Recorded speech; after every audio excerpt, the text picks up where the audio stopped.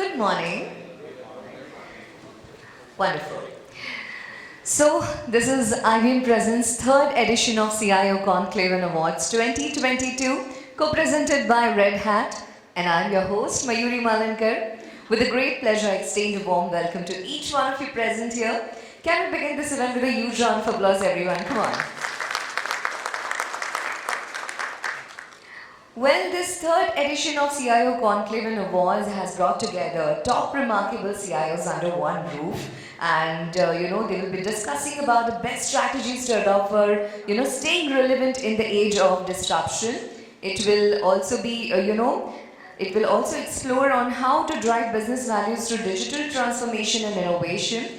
They will discuss about the challenges and the challenges faced by the CEOs and learn the best practices. Well, there's a lot to look forward to this evening, and as per our Indian, we are Indians, and before every important occasion, before every important event, we light a lamp, because the lamp is, considered as the auspicious thing, and it's a sign of good health, prosperity, wealth, positivity. So this event is very special for us, and we would like to begin this event with a lamp lighting ceremony. And for the same, I would like to invite the dignitaries ahead. As I take the name, I request the dignitaries to please come forward, beginning with Mr. Sreeji Gopinathan. He's a global CIO of Lupin, with a huge round of applause. May I please have Mr. Sreeji towards the lamp, please. Mr. Atul Joshi, Data and AI Solution Specialist, IBM India and South Asia. Ms. Amita Roy, Senior Director, Solutions Architecture, Red Hat. Mr. Ken Smith, Strategic Solution Architect, Everbridge. Our MD of UBS Forum, Mr. Sandeep Raghu. I will request all our dignitaries to please light a lamp with their auspicious hands for this.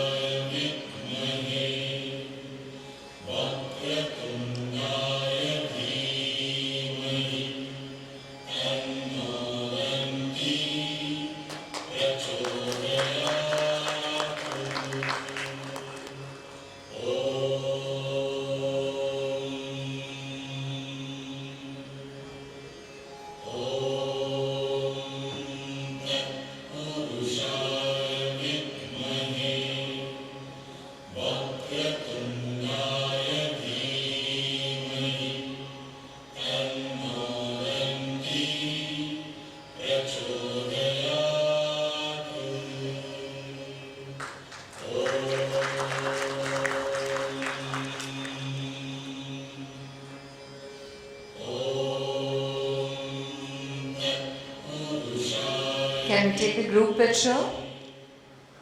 Can you please take a group picture? I will request all our dignitaries to please join us for the group picture.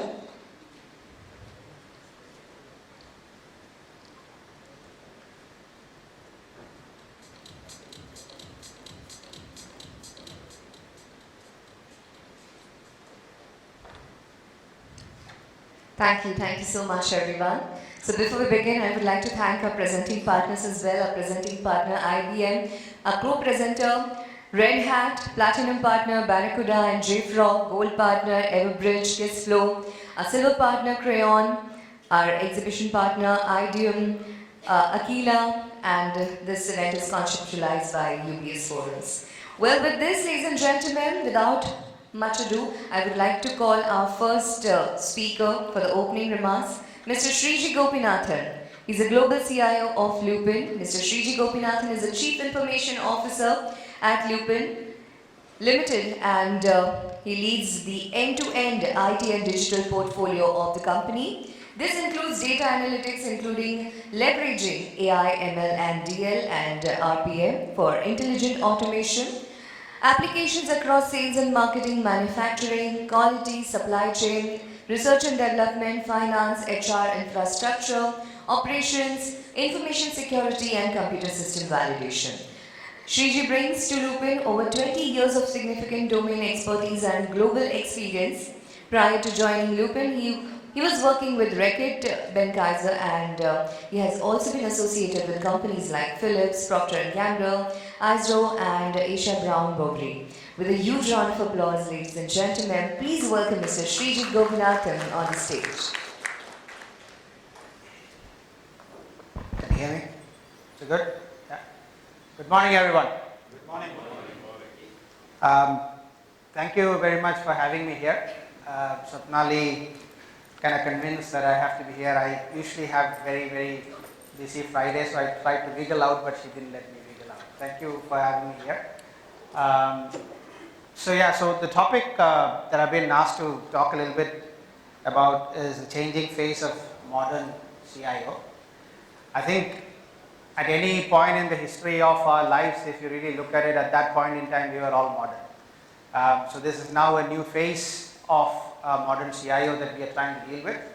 Definitely the maturity curve over the last probably 5 to 6 years have gone on to a completely different level altogether compared to what I have been involved with as an IT professional in the last decade, for example.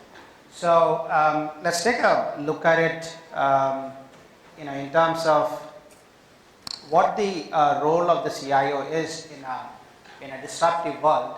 I think we see a lot of new organizations, a lot of new startups, a lot of traditional organizations as well coming into a sort of new business models that is being put together and trying to compete with the more nimble, more agile organizations, and hence we see disruption all over the world. Now, that brings us a lot of opportunities as CIOs, but that doesn't go without a lot of challenges that we need to deal with as well, right? It's always going hand in hand. So we need to introspect on what the role of the CIO is going to be now and probably in the near future. That introspection would let us probably identify where we are now versus what are the new skills and capabilities that we and our teams need to acquire to stay relevant. Yeah, otherwise nobody is going to wait for us. They're going to find other ways of doing it. We all know about the shadow ITs in the organizations, right? If we are not able to deliver, somehow one way or another things are going to get delivered for the business. So how do we stay relevant and how do we get ahead of the game in this is something which all of us need to introspect and make sure we have the right action plans in place for this. Okay. So if you really think this is the older version of the PPT, we have the latest that I sent. It's okay, I can go ahead otherwise. It's fine, I'll keep going. I think you see the right hand side there. Even the recruitment advertisements that keep coming, you see a lot of different names these days, which is CIO, CDO, CIDO, CTO, and whatnot. And there are a lot of new CXO names that we see in the boardroom and otherwise, which is one way or another mapped into what a traditional CIO used to do. One of the big challenge that we face as of now, I think everybody will agree, is the talent management. How do we recruit the right talent? How do we reskill our existing talent? And how do we retain? This is, the market is in a way a little bit spoiled, I would say. All of us are seeing a lot of young kids as well as some of the experienced ones who have gained the new age technology around data and digital has created a lot of buzz in the market. Anybody who has walked past a digital transformation work or data analytics work has that in the CV, and then they are getting absorbed with crazy offers in the market. Yeah? So this is something which which I believe is creating a lot of unnecessary ripples in the way how we are trying to deal with our challenges that we are facing. That will that already has an impact on the so-called ERP part of our life, or the typical workflow solutions, or the Java solutions, or whatever we have in our portfolio, because people are seeing that as a very attractive proposition and trying to make the switch to that place. In fact, one of my HR business partners recently pinged me and asked, she's the one who's dealing with all the recruitment activities that I have. She is pinging me and asked, how do I become a data professional? I can't believe the amount of offers and the money that people are getting offered is just unbelievable. Just to give you an example, a 4-year-old experienced kid, was making X amount of money in his current job. We made an offer which was around 1.5x, which we don't usually do. We usually in India we do 1.1, 1.2, right? But he accepted the offer. After a few weeks, he came back and said, he already has a 2x. He went to around 1.7, 1.8, and then another week passes and he comes back and says, yeah, 2.5x. So you can't compete. You can't compete with this. It's just unbelievable how people go after. But I wish they have the right talent, and I hope they do well in their careers. But I truly believe it is a bubble. Yeah. And I think that's going to burst at some point, and hopefully that will kind of settle down in the next year or so. I would see that trend starting to happen. But this is, as of now, a huge challenge. But we already talked about, and we all know that we are living in a disruptive world, or something or the other is going to keep coming at a much faster pace compared to what we are used to so far. And hence this phenomenon now, which is around a particular area of technology, data analytics, digital, is probably going to become something else in a year or two. And this phenomenon will continue to evolve as we go. And hence you need a strategy on how you're going to manage the talent in your organization. The next topic, as you all know, I don't know how many of you here have already suffered the cyber security related. I have suffered twice in my career. This is the last thing that you want. Yeah, I mean, this is just crazy. It's a cat and mouse game, unfortunately. Yeah, but we know when somebody very, very important gets attacked, the mouse gets cracked. We saw what happened with the attack in the US. In the public sector there was an attack in the US, and you know what happened? That group shut down in 3 days or 4 days. I'm sure they will come back with a different name somewhere else, but that group got tracked. So I think there is a little bit of lack of will as an industry on how we all want to come together and use probably the government relationship, public relationship, and see whether we can actually counter this. I mean, of course, we need to do everything from a technology point of view, the EDR solutions or SIEM or perimeter security or whatever it is. But I think there is a little bit of strategic game also that we need to start playing as leaders in terms of how do we counter this, how do we deal with this menace that we have. I know it's a constant war. It's there in the political field. It's going to be there in the technology field as well. But I don't think we are doing enough to counter this, and probably there is an opportunity to deal with this challenge that we are having. The third one that you would know is a lot of new tech-driven and data-driven business models are evolving, which means we as IT professionals, technology professionals, we need to be on our toes. It's not enough to be for a lack of a better word, the plumbers that we used to be probably a decade or 2 decades ago. It's not enough to be that. We need to know how technology and data is going to create and maintain and refresh and maybe pivot into new business models as we go. This is no escape scenario. Like it or not, if you want to be recognized as a technology professional in the market or in your organization, we need to be part of this. I mean, there's very thin lines, as you know, between digital solutions as well as the e-commerce solutions that is out there. In many companies, IT is not involved. Right? There's a marketing team who works with agencies or whoever else is supporting them, even in e-commerce. But as you know, in e-commerce, there's a lot that we can do. In terms of, this is like running an ERP for internal organization. right? So you are selling in Amazons or the Flipkarts of the world, then how do you manage the inventory, the content, the pricing, the competition related things, the ratings, how do you manage that? This is a lot of technology to that. So you want to be part of that game or don't want to be part of the game? You want that to be dealt with marketing with external companies, or you want to take the leadership role there? So it's your choice basically. So this is going to evolve as well. Yeah, I mean, a lot of new business models, a lot of startups are going to challenge us if you want to stay relevant as an organization. So I'm from the pharma world. I can see that it's not enough for us to be just manufacturing medicines and distributing. It's not enough. We need to be a lot more integrated with the doctors, the patients, the healthcare community, and the backward integration that is needed for the contract manufacturers, suppliers, and all those entities that we deal with. Okay, so that brings us to the digital transformation and the change management related aspects. This is a large topic, very, very large topic, which encompasses almost all of the different topics that we have there. This also links very closely with the next topic, which is there about the digital adoption and the employee training.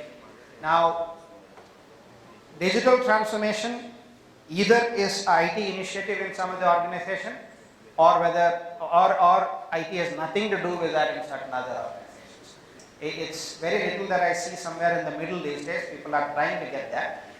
Now the issue that I see when it is an IT initiative, the organization sees it as an IT initiative and it becomes a problem. Okay, you are running after your stakeholders to understand how technology and the data can help their functions in the business, rather than the business understanding what it can do it for them, and hence it becomes their initiative, and hence they are the sponsors, they are the ones wanting to leverage it for the business rather than IT trying to push it. On the other end, when IT is not involved, then they're going to use technology and data in ways which is probably going to create a lot of issues for systems, your security, and the plans that you have in your IT roadmap.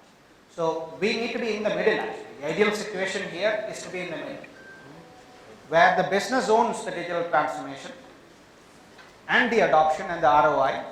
We can only provide the solutions as technologists.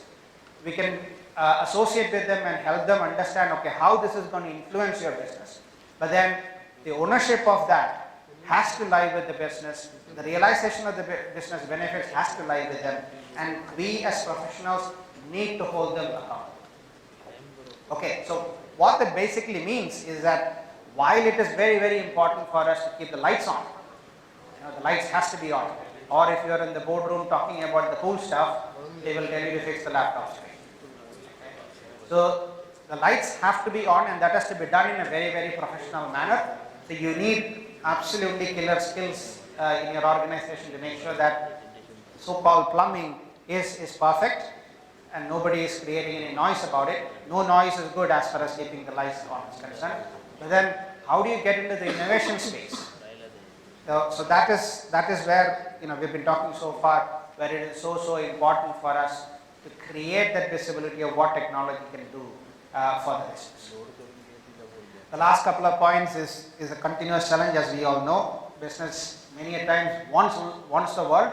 When we talk about the budget is not there, right? So how do you deal with that scenario and the challenge of shadowing? I don't think I need to talk to you about it. All of us know about this. All right. So basically, what it comes down to is that we need to be change agents and not just technology professionals in the organization if we want to stay relevant in the organization and you want to be seen as a key leadership player. Otherwise, again, you go to the foundation that we all have been working on. So what that means is that how do we make our foundations, technology foundations, future proof? When I say future proof, don't go after too many point solutions. Now, in any organization that we are working in, when it is a global organization, there is a global competency team usually, and there are market teams. And market teams are very, very agile. Global competency teams are a lot more, let's say slower in terms of how we do things. So how do you bridge that gap so that the agile part of your organization doesn't lose patience and go after point solution which is needed for their business, and hence that becomes a very unscalable solution for your company, which makes your IT platform, IT architecture, IT landscape very fragmented, not future proof. So this is where the bridging has to come together in terms of, as a global organization, what needs to be standardized? Probably the core, right? The ERPs of the world, or the laboratory management systems, or the CRMs, or the electronic batch processing record systems, or in our world like the pharmacovigilance that we need to do. So these could be the core systems where we say, okay, this has to be global, this has to be standardized. But then when it comes to the agile solutions that is needed in the market for a customer engagement, or a doctor engagement, or a consumer engagement, it will have to happen differently in different parts of the world. Your customer in US versus Latin America versus India is different. The way you will engage with them is going to be different. So is there a point of standardizing and globalizing? But you create the solution still in such a way, probably in buckets, similar markets. So US and Europe probably will need similar solutions. Latin America and some parts of Southeast Asia might need similar solutions. India probably needs a completely different solution because of the way we sell through the smaller distributors in this market. So you need to really future-proof your IT architecture and the foundation so that you don't end up duplicating cost on one side, but also make it very complex.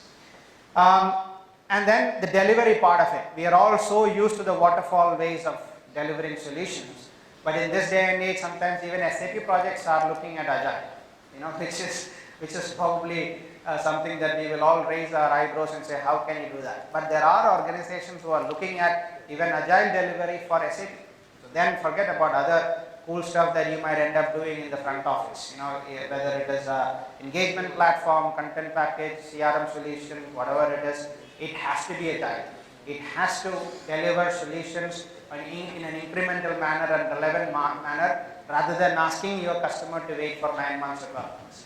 So this is a must. You have to balance. There are certain cases where waterfall is still relevant. And the plans that we have is not going to be a static plan anymore. So both of these things that we talked about is going to feed into that plan because of the agile nature of what we do, and hence it has to be a dynamic plan, and not only IT plan but an integrated plan across the different functions. And you need to have stakeholders buying into that plan and making sure that they understand what their role is, what their accountability is, and not IT is going to be owning everything as since it is an IT project. So this is another key part where I think a lot of us don't do a good job as of now. Even in my team, I see certain parts of the teams have a much better integrated dynamic plan, whereas when it comes to certain other parts, it's not so. And last but not least, probably the most important is the business partner. We'll talk a little bit more about that soon. So what that is telling us is that we need to be a lot more than a technologist or a technical leader in the team. We need to be able to connect with the stakeholders, making sure the business drivers and KPIs are very well understood. And that is going to help us have the right capabilities in the organization, not only within IT again, because in the new world, as I said, you need digital champions, data champions in the functions, in the businesses. Without that, you're not going to be able to deliver what you need for the business, and thus being able to drive the business outcomes. Essentially, now if you take a step back and think, don't get into any project unless and until you have the top management sponsorship with the right buy-in from the people on the ground, where you in your team have solid technology teams, but also the domain experts who are not going to be in your team mostly are part of that program very clearly. Accountability is very clearly established, part of their KRAs, and you have the functional champions who are going to help you carry along what you want to deliver for the business. Very important is the culture. I think this is another area where probably we don't pay as much attention as we want to. It has to be a nurturing culture. The old world of command and control culture is gone. These days people are not going to buy that anymore. It has to be a nurturing culture. People have to feel valued at work. People have to be challenged.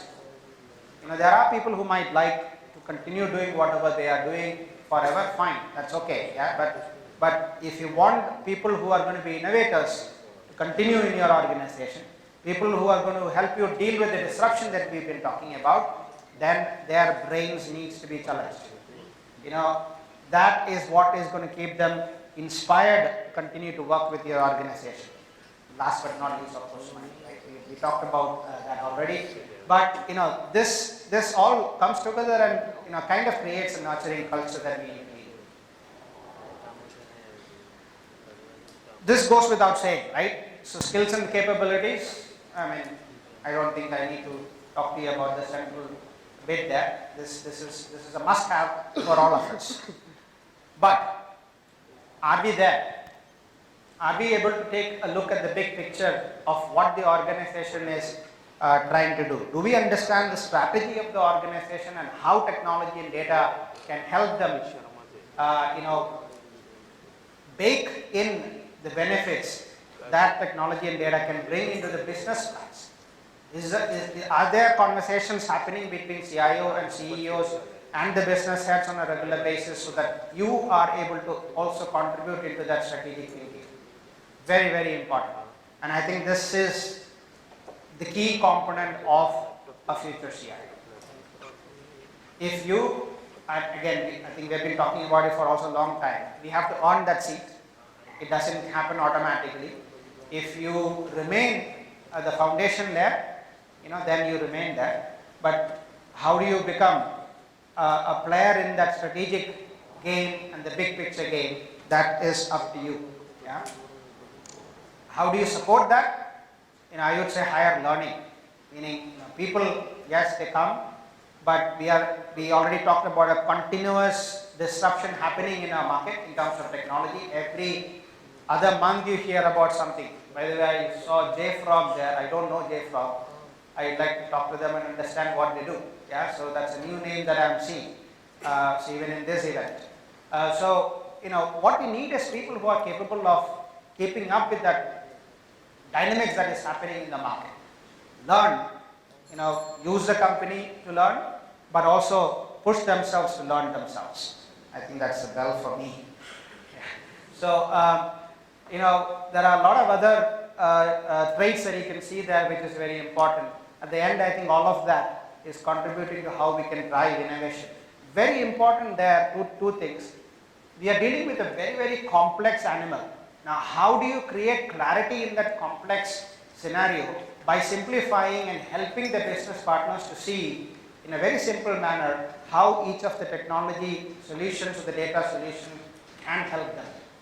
It's your job as a CIO to make sure that that simplification is done and the communication is done. And last but not least, the emotional intelligence. We all know that nobody thinks about technology players until something goes wrong, right? Now, you need the right emotional intelligence to be able to deal with it. Okay? So, if we are not able to deal with it in a professional manner, then again it becomes a problem. I want to spend 2 minutes on this. Very important from a performance management point of view. I call it the pie. Probably some people have already heard about this. What you do in your normal day job, as per your KRA, nobody gets any brownie points. You get paid for it at the end of the month. That's what you get for the performance that you deliver. Now, your success depends on the E that you create, the exposure that you create. It doesn't mean that you keep blowing your trumpet all the time and don't do any work. Okay, so I'm talking about the outcomes that you achieve because of the performance. That needs to be communicated very, very clearly. If you're not going to communicate it, nobody else is going to do it. Don't feel bad that, okay, I'm a big mouth. I don't believe in it. People have to see my work. I have done my work, so I need to get what I need to get. It doesn't happen that way. You have seen movie stars keep posting about their stuff continuously on social media these days, right? Why? Because If they don't do it, nobody else is going to do it for them. Nobody else will do it for you. They are their self-promoters. So we have to become our self-promoters in a very subtle manner. Give the credit to the functional stakeholders, business stakeholders, but create visibility for yourself. That is your image. And if you don't build your image, nothing happens. You will keep doing what you're doing. Yeah, so it's very, very important. Last slide, I think. We need to continue managing the quality, speed, cost and everything. Also manage the risk. But I think the most important thing is how do you climb up that pyramid? That's what we've been talking so far, from being transactional to tactical to strategic. So you need to be strategic across functional boundaries. If the two functions in any organization who can see across the functions, one is IT, other is finance. There is no other function who sees that across boundaries, right? So we need to realize that and grab that opportunity that we have to be a strategist. Same time, we need to be a catalyst for all the capabilities that need to be built across the organization, not just in your team. As far as the new technologies and data solutions are concerned and how the business is going to be impacted, you need to be a catalyst for that. Of course, we need to be a technologist, but very importantly, operator, not a manipulator, operator. Operator who ensures the systems run day in and day out. If you don't do that, you can't play in any of the other areas.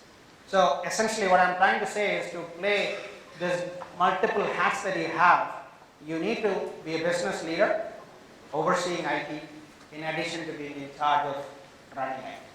I think that's what it is. Thank you. Thank you so much, Mr. Sreeji, for this wonderful opening. And I will request Ms. Amita Roy to please come forward to present a small token of appreciation. So, this is from us to you. Thank you for this wonderful presentation. Can we have a round of applause for Mr. Sreeji?